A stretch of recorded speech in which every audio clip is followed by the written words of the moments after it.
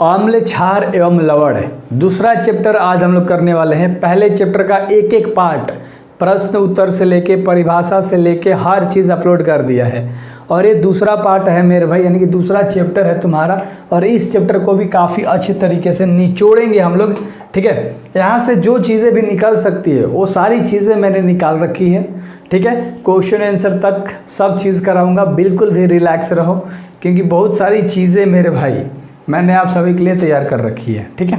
चलो हम लोग सबसे पहले जानते हैं कि हमें क्या क्या पढ़ना है। सबसे पहले क्लास 10th के बारे में हम लोग दूसरा चैप्टर पढ़ रहे हैं जिसका नाम है अम्ल, क्षार एवं लवण। याद रहेगा ना? चलो बिल्कुल भी चैप्टर आपको अच्छे तरीके से याद हो गया होगा मेरे भाई। कुछ महत्वपूर्ण बिंदु हैं, ठीक है, यानी कि इसमें हम लोग अम्ल के बारे में, क्षार और भौतिक गुणधर्म एवं स्रोत, यानी ये सब चीज़ें पढ़ेंगे। अम्ल क्या होता है, क्षार क्या होता है, भौतिक गुण उसके क्या होते हैं, है ना, उसके स्रोत क्या होते हैं, सूचक एवं इसके प्रकार के बारे में जानेंगे। अम्ल तथा क्षार के रासायनिक गुणधर्म के बारे में जानेंगे। चीज़ें क्लियर है ना? ये सारे पॉइंट्स हैं जो मैंने बना रखे हैं कि इतने सारी चीज़ों को पढ़ना है। फिर उदासीनीकरण, अभिक्रिया तथा लवण को पढ़ेंगे। पीएच स्केल के दैनिक जीवन में पीएच स्केल का मान क्या होता है, उस चीज़ को भी हम लोग पढ़ने वाले हैं। आप लोग जैसे बोलते हो ना कि आप बेहतर तरीके से पढ़ाते हो, एक भी कॉन्सेप्ट नहीं छोड़ते हो, तो मेरा काम है भाई कि आपको मैं डिटेल कॉन्सेप्ट दूं, एक भी चीज़ें ना छोड़ूं, मेरा वही काम है।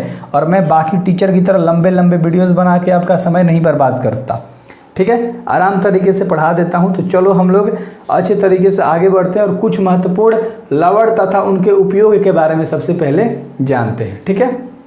देखो कुछ महत्वपूर्ण लवण तथा उनके उपयोग, यानी सबसे पहला पॉइंट देखना, साधारण नमक, दूसरा पढ़ेंगे विरंजक चूर्ण, तीसरा पढ़ेंगे बेकिंग सोडा, चौथा पढ़ेंगे धोवन सोडा और प्लास्टर ऑफ पेरिस। ये कुछ महत्वपूर्ण लवण कहलाते हैं सारे। साधारण नमक, विरंजक चूर्ण, बेकिंग सोडा, धोवन सोडा और प्लास्टर ऑफ पेरिस, ये सारे लवण कहलाते हैं और इसके बारे में हम लोग, इसके उपयोग के बारे में हम लोग जानने वाले हैं। क्लियर है? बिल्कुल क्लियर है। चलो सबसे पहले हम लोग जानेंगे अम्ल क्या होता है। अगर अच्छा लगता है ना, अपने दोस्तों को बताना है, 5 को दोस्त के पास इस वीडियो को शेयर करना है आपको, है ना। इतना आप कर दोगे मेरे भाई, अगर आप बोर्ड में नंबर लाना चाहते हो, यार फ्री में सारी चीज़ें दे रहा हूँ, इतना तो कर ही सकते हो ना। जैसे जैसे जुड़ेगा लड़का वैसे वैसे बेहतर कंटेंट मिलेगा। नहीं जुड़ेगा भाई क्या कर सकते यार, कुछ होगा ही नहीं तो समझ रहे हो, मैं भी डिमोटिवेट हो जाऊँगा, है ना, कभी मन कर देगा छोड़ने का। तो वही चीज़ें हैं यार, सपोर्ट मारो। अम्ल वे पदार्थ हैं, यानी अम्ल किसे कहते हैं? अम्ल वे पदार्थ हैं जो स्वाद में खट्टे होते हैं। ये नीले लिटमस पत्र को लाल कर देते हैं, यानी कि रेड से क्या कर देते हैं, देखो ध्यान से देखो, नीले को, है ना, यानी कि ब्लू को क्या कर देते हैं मेरे भाई, रेड कर देते हैं। क्लियर हो गया? एक पॉइंट याद रखना कि नीले से रेड कर देता है तथा जल में घुलने पर H+ हाइड्रोजन आयन देते हैं। जल में जैसे घुलेंगे तो क्या देंगे, H पॉजिटिव देंगे। चीज़ें याद रखना, मैं आपको हर चीज़ बताऊंगा, हर चीज़ काफ़ी बेहतर से। चीज़ें याद हो गई होंगी कि ये खट्टा होता है स्वाद में, ठीक है, और ये नीला से रेड कर देता है, और ये मेरे भाई जल में जैसे ही घुलता है तो H+ हाइड्रोजन देता है। अब उम्मीद करता हूँ कि आपको याद हो गया होगा। हमेशा याद रखो कि आप क्लास 10th में हो, आपका पहला बोर्ड है और आपका ये पहला भाई है ना। 10th 11th 12th सब क्लास में साथ रहेगा कंपटीशन तक। तो इसलिए बोलता हूँ, जब मेरे से ट्यूनिंग बैठा लोगे ना, वाइफ मिलने लगेगी, वाइफ यानी मैच खाने लगेगा ट्यूनिंग हम दोनों का, तो बहुत लंबे समय तक हम लोग चलेंगे ना। अब हम लोग जानेंगे कि प्राकृतिक अम्ल क्या होता है। देखो स्रोतों के आधार पर अम्लों के प्रकार, तो अम्लों के प्रकार में सबसे पहला प्रकार आता है प्राकृतिक अम्ल। तो इसके बारे में ध्यान से देखिएगा और इसके मैं उदाहरण भी कराऊंगा, ठीक है, इसके मैं उदाहरण भी कराऊंगा। तो चलो इसको हम लोग काफ़ी बारीकी तरीके से करते हैं। एक कुछ बड़े बड़े फॉन्ट मैंने इसलिए तैयार करा रखा है यहाँ पर कि आप लोगों को दिक्कत ना हो। वे अम्ल जिन्हें प्राकृतिक स्रोतों जैसे पौधों एवं जीव जंतुओं से प्राप्त किया जाता है, यानी ये ऐसे अम्ल होते हैं जिन्हें प्राकृतिक स्रोत के द्वारा, जीव जंतु के द्वारा ही प्राप्त किया जाता है, उसे हम लोग प्राकृतिक अम्ल बोलते हैं। उदाहरण में देख लो, जिसे मान लो इधर अम्ल दिख रखा है, इधर प्राकृतिक सोर्स है ना, और इधर अम्ल है और इधर प्राकृतिक स्रोत है, वही नेचुरल सोर्स इंग्लिश में, है ना, प्राकृतिक सोर्स है, साधन है, एक स्रोत है, ठीक है। देखो सबसे पहला है फॉर्मिक अम्ल। फॉर्मिक अम्ल चींटी के डंक में पाया जाता है, इसको किनारे रखो अभी इधर वाले साइड को। साइट्रिक अम्ल किस में पाया जाता है? नींबू में। टार्ट्रिक अम्ल किस में पाया जाता है? अंगूर में। और लैक्टिक अम्ल किस में पाया जाता है? दूध में। उम्मीद करता हूँ कि ये चारों अम्ल आपको याद हो गया होगा। फॉर्मिक अम्ल चींटी के डंक में, साइट्रिक अम्ल नींबू में, ठीक है, टार्ट्रिक अम्ल अंगूर में और लैक्टिक अम्ल दूध में पाया जाता है। क्लियर है? इधर आते हैं। टार्ट्रिक अम्ल इमली में, मैलिक मौलिक अम्ल सेवा में, ठीक है, सेव यहाँ होना चाहिए था, सेव में ना, ऑक्सोलिक अम्ल टमाटर में और एसिटिक अम्ल सिरका में पाया जाता है।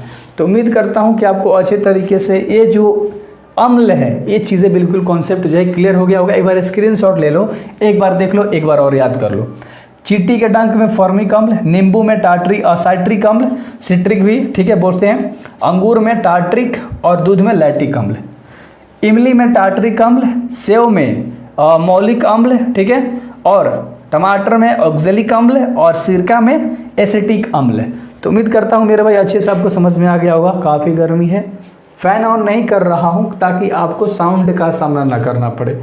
मैं भाई गर्मी का सामना कर लूँगा, ठीक है, बट आप में कोई दिक्कत नहीं होनी चाहिए।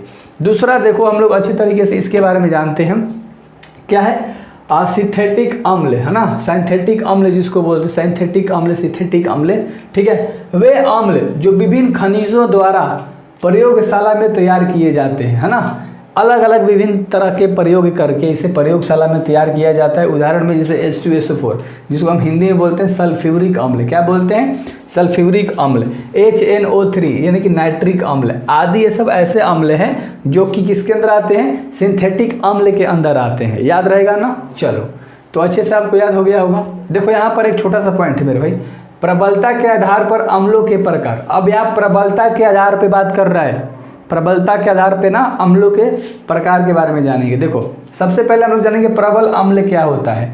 ध्यान से मेरे भाई, प्रबल अम्ल क्या होता है, वे अम्ल जो किसी विलयन में अधिक H पॉजिटिव आयन यानी कि हाइड्रोजन आयन H पॉजिटिव को बोलते हैं, ऊपर भी मैंने बता रखा था, उत्पन्न करते हैं, वो प्रबल अम्ल कहलाते हैं। एग्जाम्पल जैसे में HCl हाइड्रोक्लोरिक अम्ल और H2SO4 जस्ट ऊपर भी मैंने बताया था, ठीक है, H2SO4 लिखकर, और HNO3 भी ऊपर हमने बताया था। तो ये चीज़ें जो होती है मेरे भाई प्रबल अम्ल के अंदर यानी स्ट्रॉन्ग एसिड होती हैं। याद रहेगा ना इंग्लिश में, स्ट्रॉन्ग एसिड प्रबल अम्ल के अंदर आती है, HCl, H2SO4, HNO3 आदि। क्लियर है? चलो आगे बढ़ें, चलो आगे बढ़ते हैं। अगला दूसरा इसके टाइप के ऊपर बात करते हैं, दुर्बल अम्ल यानी कि वीक एसिड, कमजोर, ठीक है, दुर्बल अम्ल मेरे भाई वीक एसिड जिसको इंग्लिश में बोलते हैं, ठीक है, यानी कि कमजोर अम्ल, ठीक है। चलो, वे अम्ल जो किसी विलयन में कम H पॉजिटिव आयन देते हैं, यानी कम देते हैं, ज़्यादा नहीं, कम। उदाहरण में CH3COOH जिसको एसिटिक अम्ल कहते हैं, CHCOOH इसको फॉर्मिक अम्ल बोलते हैं, यानी CHCOOH एसिटिक अम्ल और HCOOH जिसको हम फॉर्मिक अम्ल बोलते हैं। ये तुम्हारे क्लास 10th में आते हैं। एक थोड़ा सा इंपॉर्टेंट क्वेश्चन है और मैंने बोल दिया क्लास 10th में आते हैं, कहने का मतलब है कि एग्ज़ाम में आते हैं। तो उम्मीद करता हूँ मेरे भाई कि इतना चीज़ें जो मैंने बताई वो आपको अच्छे से समझ में आ गया होगा। क्लियर है? बिल्कुल क्लियर है। अरे यार, बोर्ड भी हम लोगों के साथ मजाक कर रहे हैं, नहीं बोल रहे बच्चों के साथ। अब छोटी छोटी कुछ चीज़ें हैं जिसे हमें जाननी है। अम्ल के बारे में आपने जान लिया, पूरे डिटेल में सब चीज़ें बता दी। क्षार के बारे में हम लोग जानते हैं। क्षार क्या होता है, ध्यान से समझना। क्षार वे पदार्थ हैं जो स्वाद में कड़वे तथा स्पर्श करने पर साबुन जैसे लगते हैं। ये तो स्वाद में बहुत कड़वे होते हैं और स्पर्श करोगे तो लगते हैं कि साबुन है। स्पर्श यानी कि छुओगे तो, ठीक है। चलो, यहाँ पर एक छोटा सा पॉइंट है कि क्षार लाल लिटमस को नीला कर देता है। नीला को लाल कौन करता है? अम्ल करता है। और लाल को नीला कौन कर देता है? क्षार कर देता है, ठीक है। तथा जल में घुलने पर OH निगेटिव आयन देता है, जिसको हम बोलते हैं हाइड्रोक्साइड आयन। समझ में आ गया होगा, ठीक है। बिल्कुल क्लियर है, बिल्कुल समझ में आ रहा है सारी चीज़ें। चलो, उदाहरण में देख लो NaOH जिसको हम बोलते हैं सोडियम हाइड्रोक्साइड और KOH जिसको बोलते हैं पोटेशियम हाइड्रोक्साइड आदि। तो ये सारे तुम्हें अच्छे तरीके से सारी चीज़ें पढ़नी है। उम्मीद करता हूँ कि आप 5 को दोस्त के पास इस वीडियो को शेयर कर दिए हो, जोड़ दिए हो, ठीक है। तो हम लोग क्षार के बारे में तो थोड़ा मोड़ा बेसिक सी चीज़ें जान गए हैं।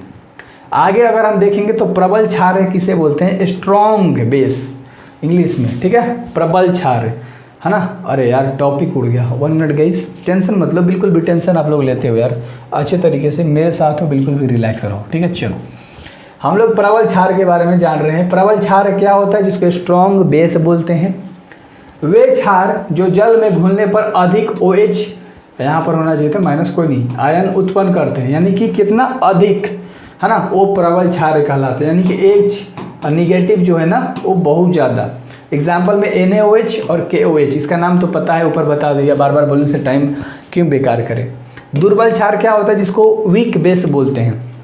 वे क्षार जो जल में घुलने पर अल्प मात्रा में यानी कम मात्रा में OH और निगेटिव आयन उत्पन्न करते हैं। यहाँ नहीं है मेरे भाई, टाइपिस्ट के द्वारा हो गया थोड़ा सा मिस्टेक, करते हैं, दुर्बल क्षार कहलाते हैं। वे क्या कहलाते हैं, दुर्बल क्षार कहलाते हैं। जिसे NH4OH जिसको बोलते हैं अमोनियम हाइड्रोक्साइड, क्या बोलते हैं, अमोनियम हाइड्रोक्साइड तुम्हारे वीक बेस के अंदर आता है, यानी कि दुर्बल क्षार के अंदर आता है। उम्मीद करता हूँ अच्छे से चीज़ें क्लियर हो गई होंगी अभी तक मैंने जितना बताया, ठीक है। आगे देखो, सूचक के बारे में हम लोग जानेंगे, क्षार के सूचक के बारे में ध्यान से देखना। सूचक क्या होता है मेरे भाई, वे पदार्थ जो किसी दिए गए विलयन में अम्ल या क्षार की उपस्थिति की पहचान करते हैं, समझ रहे हो, यानी अम्ल की या क्षार की जो पहचान कराए वो सूचक कहलाता है ना। इनका रंग या गंध अम्लीय तथा क्षारीय माध्यम में बदल जाता है, या तो अम्लीय में बदल जाता है या तो क्षारीय में बदल जाता है। अब इस सूचक के प्रकार के बारे में हम लोग जानेंगे, है ना। इसके मुख्य रूप से कितने प्रकार होते हैं, 3 गो प्रकार होता है, और इसे 3 समूहों में बांटा गया है, अच्छे से देखना, है ना। सूचक के प्रकार के बारे में हम लोग जान लेते हैं मेरे भाई। अब बताओ कि एक एक वीडियोज़ में आपको कौन अच्छे तरीके से चीज़ें पढ़ाएगा, कौन अच्छे तरीके से समझाएगा, वो तो मैं हूँ कि आपको कम समय देकर, है ना, मतलब बहुत कम समय में यार कंटेंट आपको देता हूँ। मैं हमेशा बोलता हूँ कि इस तरह से पढ़ाई करो ताकि कोई तुमसे आगे ना निकल पाए, और आपका भाई सारी चीज़ें तैयारी करा रहा है ना, कोई निकलेगा थोड़े यार। प्राकृतिक सूचक क्या होता है मेरे भाई, ध्यान से देखना। वे सूचक जो प्राकृतिक स्रोतों से प्राप्त होते हैं वो प्राकृतिक सूचक कहलाते हैं। उदाहरण में लिटमस हो गया, एगो हल्दी हो गया, है ना, चाइना रोज लैंप हो गया। तो ये चीज़ें नेचुरल द्वारा, यानी कि नेचर यानी हमारे प्राकृतिक के द्वारा सब चीज़ें मिलती है यार। हल्दी की खेती करते हो, लिटमस द्वारा मिल ही जाता है। तो ये सब चीज़ें हमारे नेचुरल चीज़ें हैं जिसको हम प्राकृतिक सूचक बोलते हैं, है ना। इंग्लिश में इसको बोलते हैं नेचुरल इंडिकेटर, याद रहेगा क्या बोलते हैं, नेचुरल इंडिकेटर। चलो लिटमस के बारे में सबसे पहले हम लोग जानेंगे कि लिटमस क्या होता है। उससे पहले इस वीडियो को शेयर, लाइक, सब्सक्राइब, दोस्तों को बताओ इस चैनल के बारे में कि यहाँ पर टेस्ट होगा, PDF मिलेगा, हर वो चीज़ मिलेगा, है ना मेरे भाई। ध्यान से देखो, लिटमस जल में घुलनशील एक रंजक है, यानी कि ये जल में घुल जाता है, जिसे थैलोफाइटा समूह के लाइकेन नामक पौधे से प्राप्त किया जाता है। तो कोई पूछ देगा कि लिटमस कहाँ से आता है, तो लाइकेन पौधे से आता है ना। क्या, थैलोफाइट समूह के लाइकेन नामक पौधे से प्राप्त किया जाता है। यह ना तो अम्लीय होता है और ना ही क्षारीय होता है, ऐसे में यह बैंगनी रंग का होता है। यह किस रंग का होता है, बैंगनी रंग का हमारा जो लिटमस है वह होता है, ना ही क्षारीय होता है और ना ही अम्लीय होता है। उम्मीद करता हूँ कि बिल्कुल अच्छे तरीके से कॉन्सेप्ट जो था लिटमस का वो कंप्लीट हो गया होगा, ठीक है। उम्मीद करता हूँ मैं और आप लोग आशा रखते हो खुद पे कि क्या कंप्लीट हुआ है, क्या भैया सही बोल रहे हैं या नहीं बोल रहे हैं। देखो लिटमस पत्र क्या होता है, ध्यान से देखना। लिटमस पत्र 2 रंगों के होते हैं। कितने रंगों के होते हैं लिटमस पत्र, 2 रंगों के होते हैं, जिन्हें अम्ल तथा क्षार की पहचान करने में प्रयोग में लाया जाता है। यानी कि लिटमस हमें बताता है कि कौन अम्ल है और कौन क्षार है। क्लियर है, चलो इतना समझेगा। अम्ल नीले लिटमस पत्र को लाल कर देता है, यानी कि नीले को क्या कर देता है, लाल कर देता है। चलो, और जबकि क्षार क्या करता है, उल्टा, लाल को क्या कर देता है, नीला कर देता है। चलो बिल्कुल क्लियर हो गया होगा मेरे भाई, उम्मीद करता हूँ अच्छे तरीके से क्लियर हो गया होगा। ये पॉइंट याद रखना, ये अम्ल का काम है। अम्ल क्या करता है, नीला से लाल, और क्षार लाल से नीला कर देता है। याद हो गया होगा, आगे बढ़े।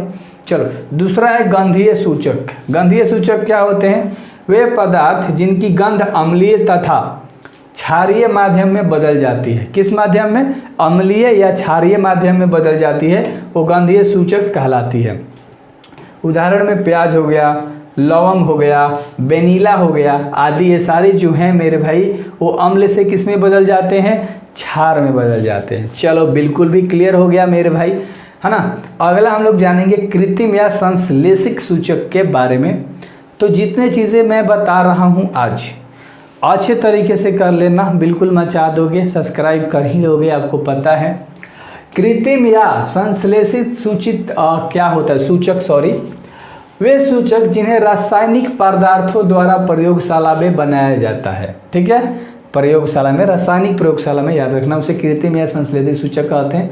इसमें आता है मिथाइल ऑरेंज, है ना, और आता है फिनेप्थेलिन, याद रहेगा। इनका उपयोग अम्ल एवं क्षार की जांच के लिए होता है। इनका इस्तेमाल कब होता है? अम्ल और क्षार के जांच के लिए, कि कौन अम्ल है और कौन क्षार है। देख रहे हो हालत बिल्कुल पंचर है, और आप सभी को मैं पढ़ा रहा हूँ। ठीक है मेरे भाई, बहुत हालत ख़राब है। अगला हम लोग जानने वाले हैं कि अम्लों के रासायनिक गुण, और इसे हम लोग जानेंगे अगले वीडियोस में। ठीक है, चलो होमवर्क रहेगा, शायद आपके पास अगर भी होगा बुक वुक तब देख लेना। अम्लों के रासायनिक गुण के बारे में हम लोग अगले वीडियोस में जानेंगे। तो उम्मीद करता हूँ कि आपको अच्छे तरीके से बिल्कुल क्लियर हो गया होगा। ठीक है, चलो अम्लों के रासायनिक गुण से हम लोग आगे जितनी भी चीज़ें हैं उन सब चीज़ों को जानेंगे मेरे भाई। बहुत सारी अभी चीज़ें हैं इस चैप्टर में, प्रश्न उत्तर है, दीर्घ उत्तर ये है, लघु उत्तर ये है, फिर ऑब्जेक्टिव है। तो हर चीज़ को लगातार अगर पढ़ना है, अच्छे तरीके से पढ़नी है, तो आपका भाई है एक एक पॉइंट क्लियर करा देगा, और एग्ज़ाम में तुम आराम से लेकर आओगे यार। क्यों टेंशन ले रहे हो? 100 में 100 आ जाएगा प्रैक्टिकल लेके, टेंशन मतलब 99 नंबर तक हम लोग फोड़ेंगे। ठीक है, सो बेस्ट ऑफ लक मेरे भाई, 100 भी आ सकता है। आप मेरे साथ रहो ना, रहोगे ना? Promise? Okay, best of luck.